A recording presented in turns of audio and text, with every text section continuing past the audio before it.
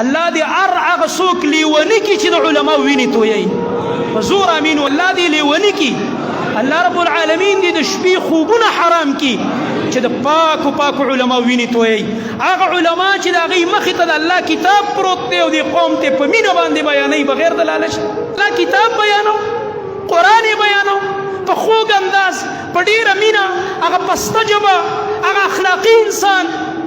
هغه د انسانیت او د اخلاقو نه ډک انسان او د رسول الله صلی الله علیه وسلم حدیث شاګردانو ته لولول داسې علما ته وجنئ ستا لاس دله څنګه ورځي ستا په زړه کې دا خیال څنګه راځي چې به داسې عالم ته لاس اوچتې دا خو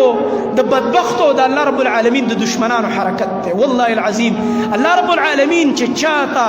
د غضب اراده وکړي د چا د پکړ اراده وکړي د چا د عذاب اراده وکړي د چا د بدبختۍ اراده وکړي نو زړه کې ورته دا غلط خیال ورواچوي چې دا عالم شهید یاد ساتئ